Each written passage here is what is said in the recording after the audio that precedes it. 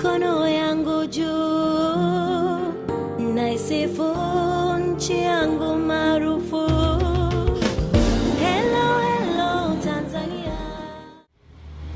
Today is 8th of May, already the 22nd week, as part of the countdown towards the Global 2014 in South Africa.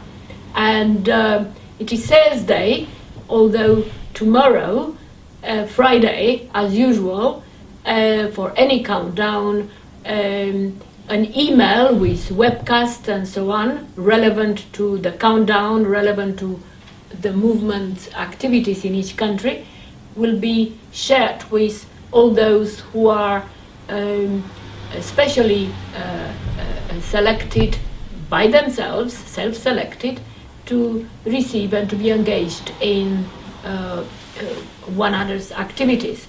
So it's a very special day today. First, I would say because we have one of our SMAP partners from Canada. There are not too many in Canada. They may be there, but they are not actively engaged. So Russell Barton from Halifax. He was born in UK, and he will tell us a little bit about it. But Russell has been with the movement in the last few years, and the movement and the members benefited from his own experience in one or two areas specifically. And we welcome him to the hub, and we'd like to try to take the opportunity to introduce a little bit some of his background. But it is also a very special day today because yesterday in the movement in South Africa there were first elections which took place since Mandela passed away in December, and we understand that elections took place peacefully and hopefully successfully, and by 22nd of May, inauguration of the new government we expect to take place. And as soon as that happens, the Global 2014 framework for the SMAP Partnership Dialogue will be getting into a fast lane. It is also a very special day today because we wanted to also take the opportunity to update the movement that yesterday, 7th of May, I was able as joint dialogue convener to brief and get advice from the chairman of the movement, the chair of the movement, His Excellency President Museveni, who happened to be in the last 2 days in London with quite a large team of ministers, private sector, and so on. And for about an hour or so, we were enabled to brief him not very far from the hub. There was a shortage of time for His Excellency to come to his library and the fellows' room. But we took the library to him, more or less, in addition to the latest updates on activities in St. Lucia, in his colleagues, Prime Minister, in Swaziland, in Lesotho, Zimbabwe, Malaysia, and obviously in South Africa for the Global 2014. His Excellency also was very happy to receive the SMAP Partnership Movement's pin towards the South Africa, so he has a SMAP Partners pin. So with that we declare the initial preparations and countdown towards a dialogue as having been started. His main preoccupation, His Excellency, was the follow-up from the Dar es Salaam on one particular aspect of the heads of government fellows and SMAP partners, which is to do with the endowment fund. Very unhappy that he wasn't able to kind of have enough progress up to now, and he undertook in the next 2 months an intensive support to his colleagues so that the movement continues to be facilitated by the Smart Partners Hub in London, which continues to have its own cooperative funding and from the members who are benefiting from it. So we took the opportunity also while Russell this morning came to the hub to introduce him to the new updated space that the Smart Partners have in the CPTM Smart Partners Hub, including the support that the hub and the members who come to the hub, including fellows, have from the engine. So I'm very grateful to Russell to have done so, and I hope you felt that our team done a good job to update and refresh the entire environment of the hub, and we welcome members specifically who wish to spend time to reflect or to progress their country tasks or the dialogue or to engage themselves into the inducting into the smart partnership issues, and particularly smart partnership practice.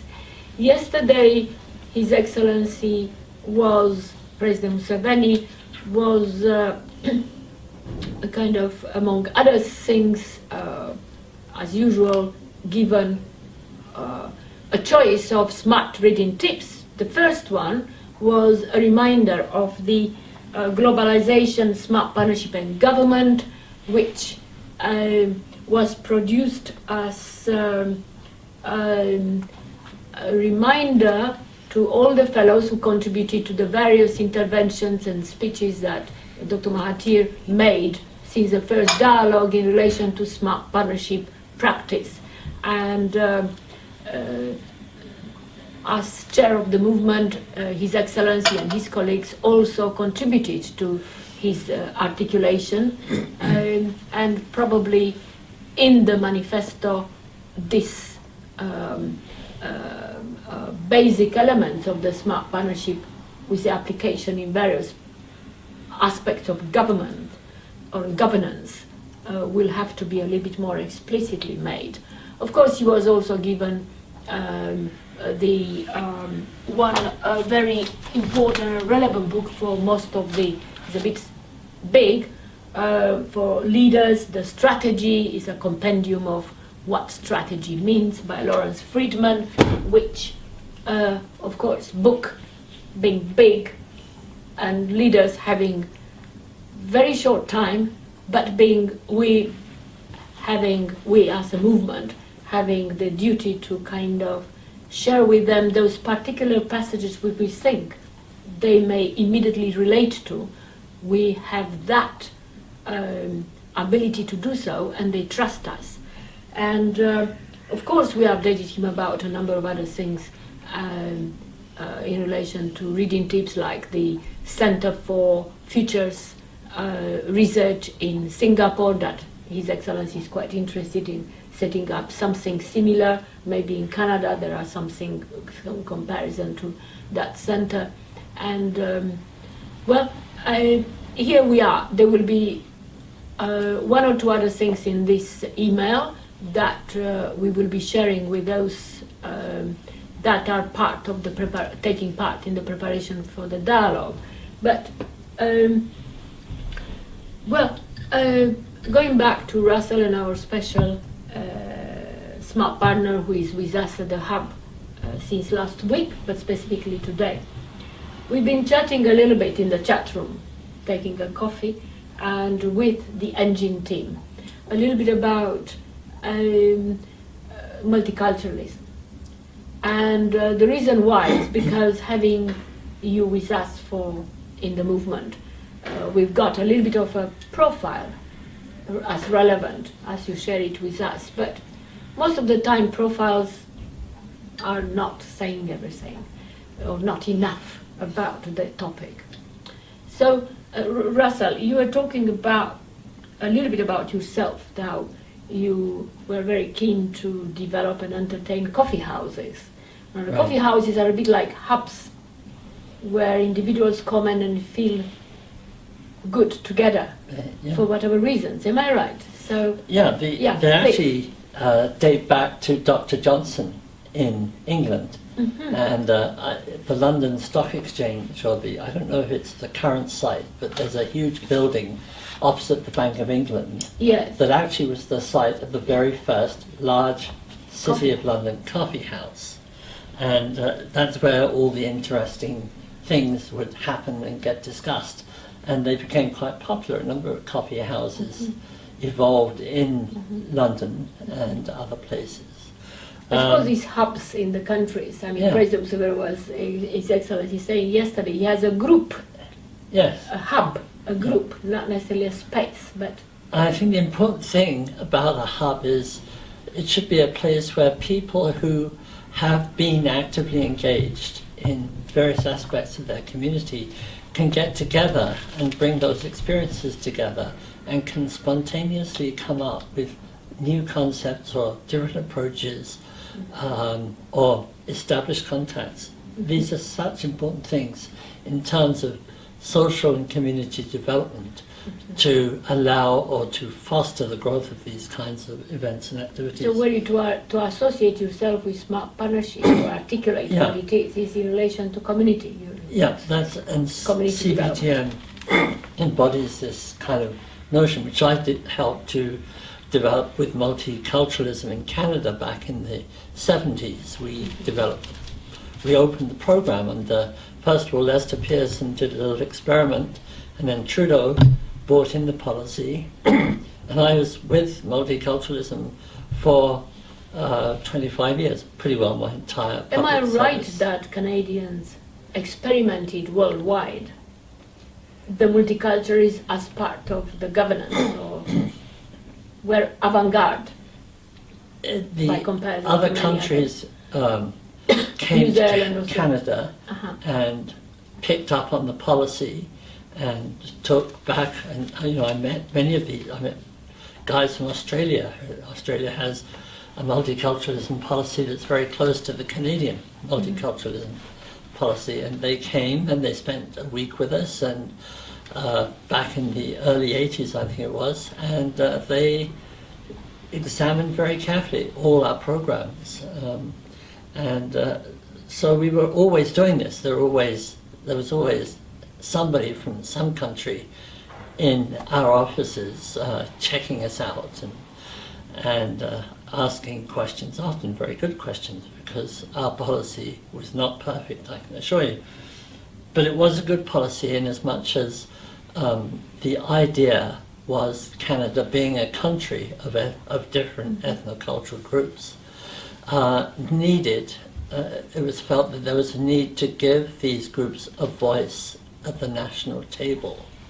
Now usually, if all the Ukrainians showed up, and many of them, for example, settled in Winnipeg, but they never had enough Ukrainians to win an election or to get an MP elected, but they would still have a significant population, and they would form very viable organizations and have very important things to say about the way the country was evolving Canadian, and developing. yeah.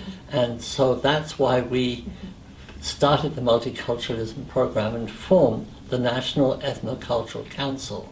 And this was where ethnocultural groups could get their voices heard at the national level effectively. So they would get media coverage, they would get there was a minister who was responsible for the council, so they could actually get into cabinet with concerns. And finally, in about 1988, they were actually legislated into Parliament. So the Multiculturalism Act appeared in about 1988. And it's terribly important, if anybody is considering a multicultural policy, in my opinion, to have it recognized by national legislation, because that gives you a little bit of oomph when you go. For example, we persuaded the RCMP, who I'm sure you all know them with their big broad hats, have you ever seen an RCMP man wearing a turban? Well, I have. Yeah. And Exactly. it took us a long time, I can assure you, to persuade the RCMP to accept turbans where appropriate, necessary, as part of their uniform. Now, the acceptance actually came immediately after the legislation was passed, because the RCMP have to obey the law, I suppose. Anyway, now you can go to British Columbia, and you can, if you look carefully enough, you can find an RCMP officer wearing a turban. And the same goes for many different national forms of costume.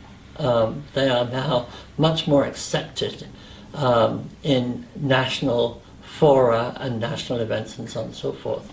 And I'd have to say that in part is due to the pressure put on legislative bodies, because remember, Canada has a national government and then it has 11 provincial governments, and they all pass legislation, they all employ large numbers of people, and I think now they are all in the sort of multiculturalism basket, so that there are no discriminations practiced or legally allowed or permitted within any of Canada's governing bodies.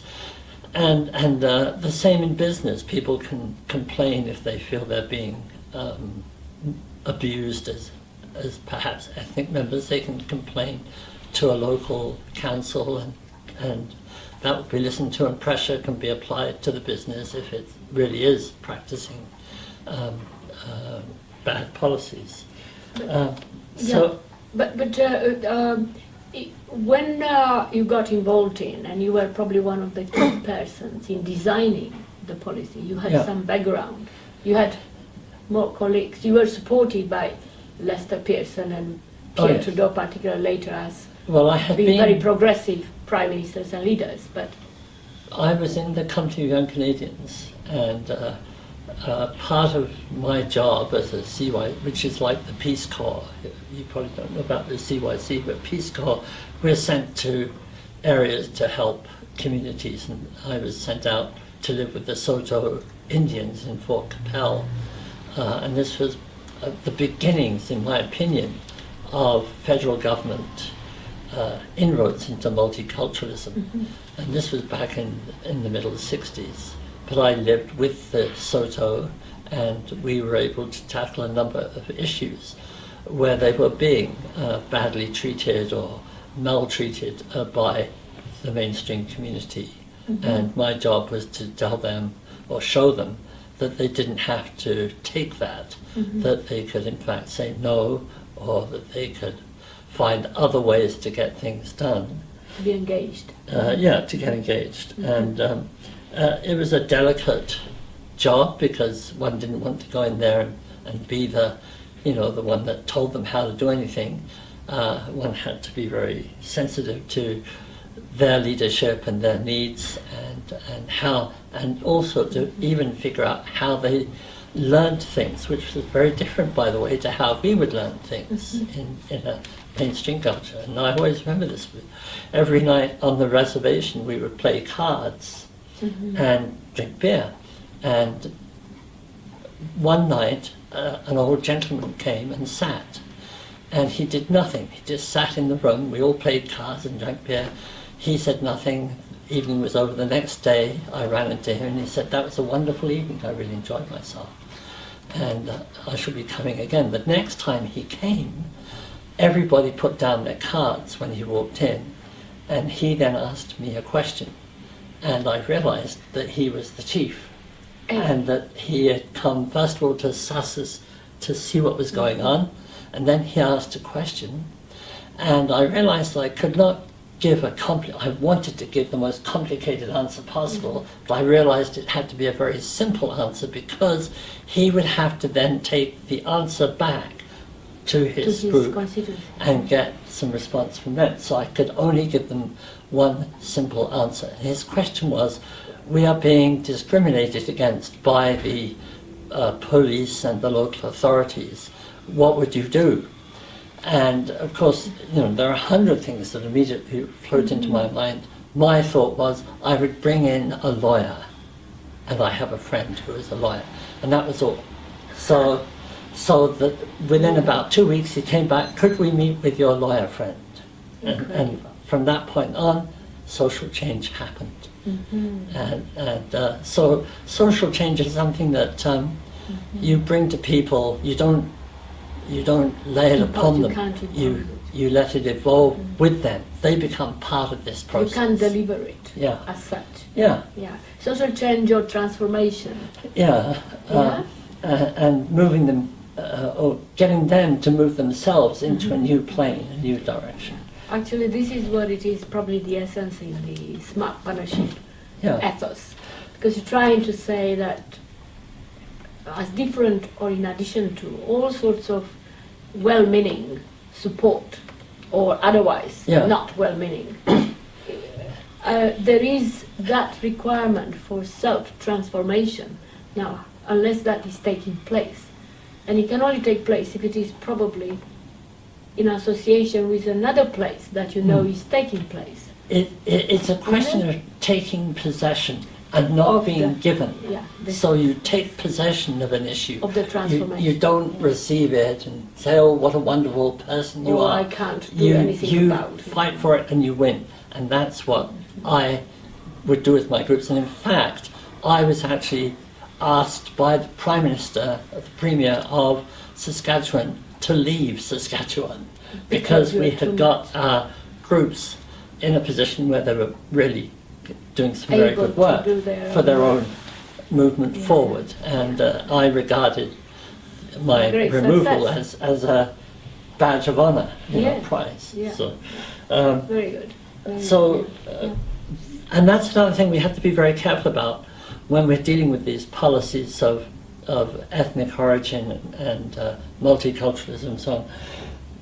Are we doing a platitudinous policy, or are we doing a policy that's really directed at social change? It's very easy for a member of parliament to, especially if they come from a fairly strong ethnic riding, to stand up and say, "I'm for multiculturalism," Therefore. and so on and so forth. Don't listen to what they say, see what they do, and judge them by what they do, What they can not do, by what yeah. they say. Because a lot of people, and I've seen this, I've been involved in multiculturalism for 30 years, 40 years now. A lot of people say a lot, but they don't do anything. But they sound good and they look good.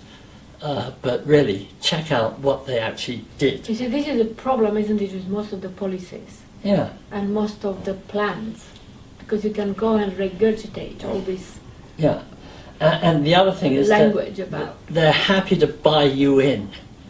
If you're a spokesperson, and you may be representing 50,000 people, but you're the one that stood up and spoke. So you get the trip to overseas, or you get the summer job, or and they're quick to do that. They'll be quick to hire people and pay people who seem to be outspoken, and that's not going to solve the issue. Solving the issue is really getting everybody involved in finding solutions, not one or two stars. Stars can be useful, That's it. use them, but don't let them run away, don't lose control of them. You have points and issues and ideas that you need to push through to make your living conditions and the living conditions of your group improved. This disengagement, the smart partners links, as we call them, Yeah, which is the grassroots. yeah, grassroots. Yeah, I mean, this grassroots, again, is a word which is misused. Yeah. But in fact, what is meant, fundamentally, is actually individuals to Yeah. get engaged into, Yeah, make use of these structures, that or yes, politicians or whoever they are. yeah.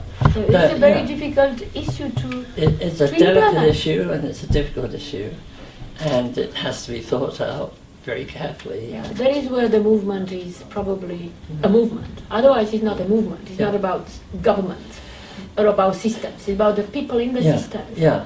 See, governments are about the people in the whole country.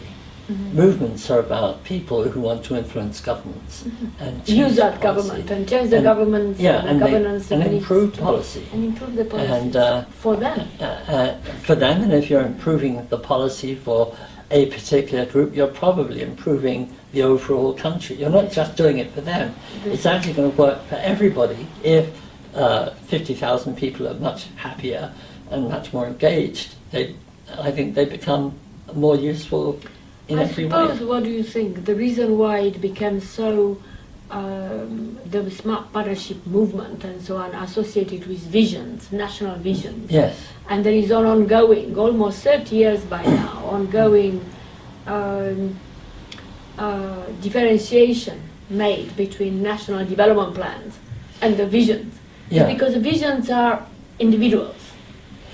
Yeah.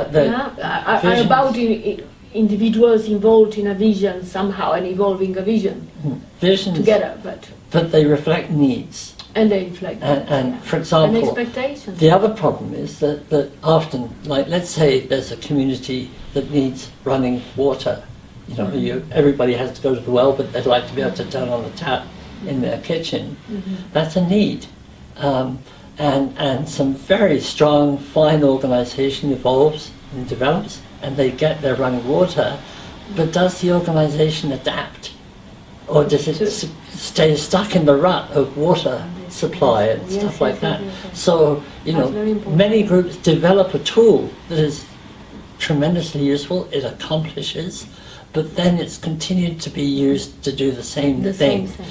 No, if you develop an effective tool, if you get water, then forget it. You've got the water, now move on to the next thing. Free dental care, or whatever it's going to be. In the And use context, the the same context. organisation. Yeah. And I suppose the only thing that continue to be there is the evolution of the interaction between the people, the way they motivate themselves to Yeah. do whatever it is. That now is water, next is electricity. yeah, and it's Yeah. the people taking possession of how government will perform for them, rather than the government doing it to them. And then them saying, why didn't you perform? Yeah, take possession, make it happen, and if the government wants to join in, great, we'll take the help. So it's Otherwise, very, we'll do very, it very ourselves. difficult, particularly is a multi-ethnical, multicultural, multi-perspective, Yeah. or whatever. It can be very difficult Can be because it difficult. can be harnessed as That's a why force. it's relevant, the Canadian. And, this is in part what happened in Canada. They formed the Multiculturalism Council, and it worked very well for about 10 years. But then, and I think they had 15 or 20 people on this council. So you'd have maybe the leader of the of the Ukrainian group and the leader of the German Canadians, and you know, so they were leaders, elected leaders of various national ethnocultural groups, and they would form the Multiculturalism National Council, and it had provincial councils. And in one or two of the really big cities, there might be a Montreal council and a Toronto and a Vancouver and a Winnipeg. But then they suddenly all found themselves becoming advisors to the cabinet. And suddenly they were in some kind of hot air balloon, Just- way above everybody else. And they were on their travel expenses and hotels and their daily The allowance. structures take over. Yeah, so suddenly they had lost touch and were something else. And in fact, I don't think that original multiculturalism has recovered from that in Canada. I don't think we have any more a national policy. It's been forgotten. I think it was remembered up until about 2000. It was flourishing and strong in the early 90s.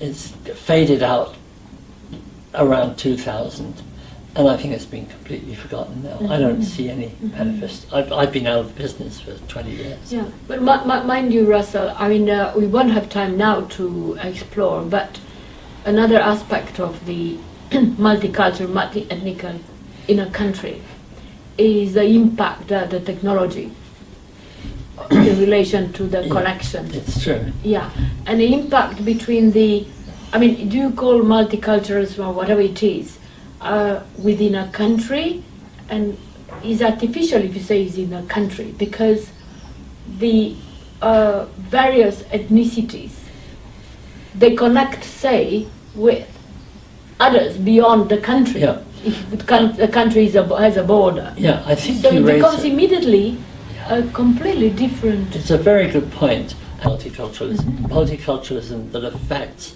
your national government. For example, earlier I mentioned Sikhs wearing turbans in the ICMP.